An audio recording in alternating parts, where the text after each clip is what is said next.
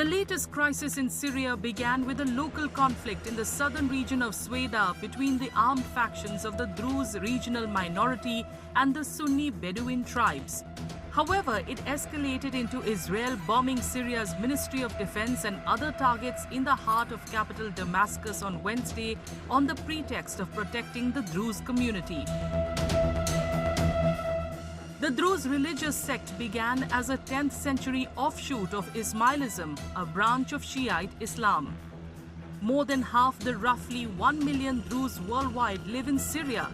Most of the other Druze live in Lebanon and Israel, including the Golan Heights, which Israel captured from Syria in the 1967 Mideast War and annexed in 1981. And it very well fits into Israel's, I should say, under the garb of protecting Druze communities. Israel basically is trying to acquire the whole area. Now, there was no need for Israel to bomb the presidential palace nearby or the defense ministry or others like that, because this is a job of the current Syrian government, forced by international community to protect everybody, whether it is Alawites, whether it is Druze, or whether it is the Kurds. But the fact is that the Israelis have taken advantage of the situation in order to secure for themselves the territories that they have been wanting for a long time.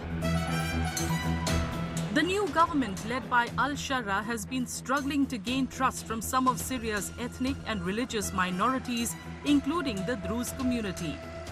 The transitional government has promised to include minorities, including the Druze, but the new 23-member government in Syria, announced in late March, has only one Druze member.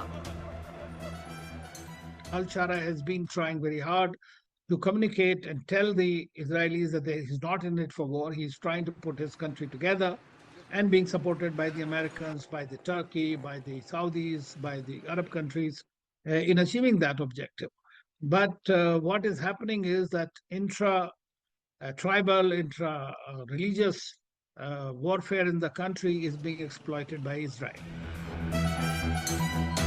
Israel regards the Druze community in Syria as loyal and connected to its own Druze population.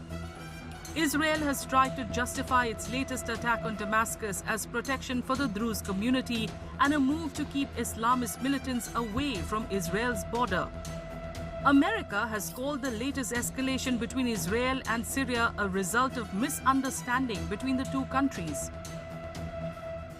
It's complicated, obviously. These are historic, long-time rivalries between different groups in the southwest of Syria, Bedouins, the Druze community, and it led to an unfortunate situation and a misunderstanding, it looks like, between the Israeli side and the Syrian side. So we've been engaged with them all morning long and all night long with both sides, and we think we're on our way towards a real de-escalation and then hopefully get back on track in helping Syria build a country and arriving at a situation there in the Middle East is far more stable.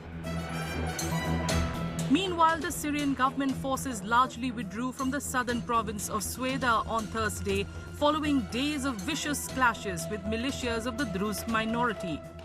Syria's interim president Ahmed al-Shara announced a ceasefire agreement under which Druze factions and clerics have been appointed to maintain internal security in Sweida.